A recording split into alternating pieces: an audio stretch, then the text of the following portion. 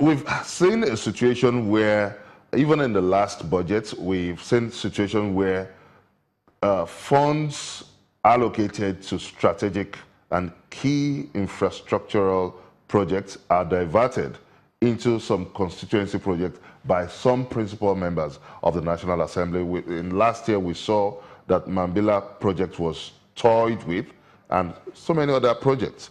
So how can we ensure fiscal discipline in all this process? Well, this has this practice that you mentioned has happened time and time again, and the 2017 budget wasn't an exception. But we did agree before the budget was signed into law with the Assembly that those will be corrected, and we submitted as a result of that a vehement proposal to the Assembly to enable the government have restored back to the proposal level some key projects that are important for the government to execute, and I believe the legislature is still doing its work in that regard. We're hopeful that the 2018 budget will have minimal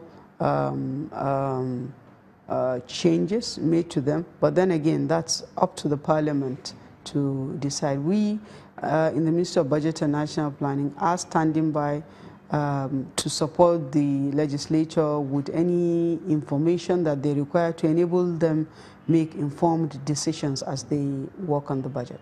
I'm looking at a situation where of the possibility of achieving more synergy even before it gets to that advanced stage, because more often it looks medicine after death.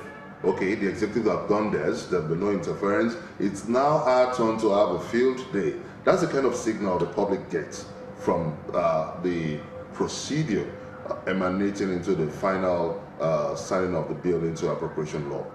So what can be done we undertook a process of consultation with the Parliament during the preparation of this budget. But we also did that in 2017. And what it shows us is that the consultations need to be done more frequently and at maybe every level of the preparation process. You talked about a proposed environment initiative to the National Assembly, but do we have a right fiscal discipline structure to ensure that this process is being sustained? Well, the environment request that we took to the National Assembly is actually minimal. It was simply to restore, I think, about 9 projects that are really very, very important. And this includes some of the rail projects, the Mambila hydropower projects. They are major projects which during the appropriation process had the provisions that we needed to make meaningful progress in the implementation reduce. So those are the projects that we went back to the Assembly to ask for them to consider restoring them as near as possible to the proposal levels. Now, people have raised concern about the time of delivery, the time frame, and essentially the budget calendar. Is there a possibility of returning to the standard budget calendar come 2018? That's our aspirations this year. And even as the President presented the budget to the National Assembly, the 2018 proposed budget, he had appealed to the Assembly to work on the budget and pass it by the end of December, so that come January we start working with a new budget. One of the initiatives that you intend to drive this budget is the introduction of the stringent tax policy.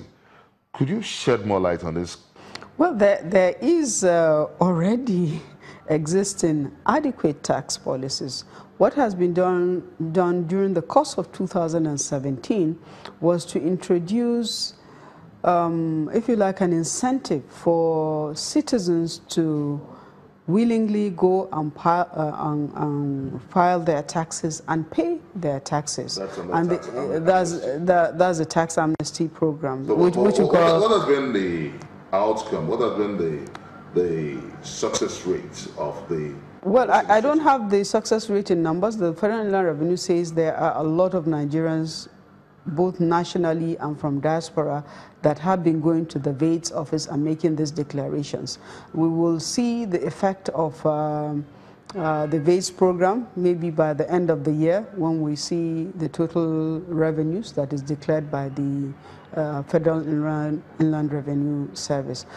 Now, in all the procedure for the budget now, many people have complained about the procurement system being so weak and porous that some public office holders inflate budget and they go through the process of the procurement, which is not so tight enough to prevent sharp practices. So what are you doing to tighten the procurement process?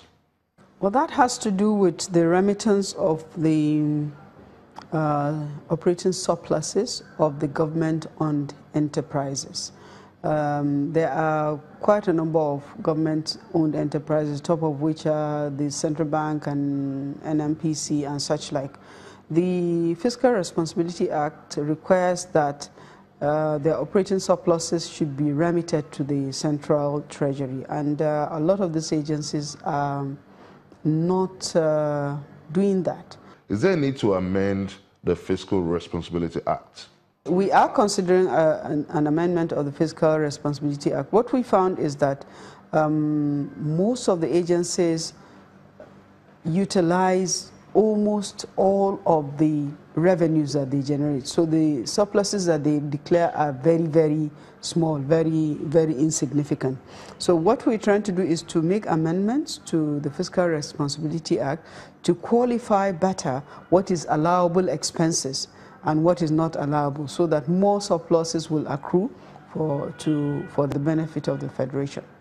Now let's look at the exchange rate now. A lot of people have raised concern on this.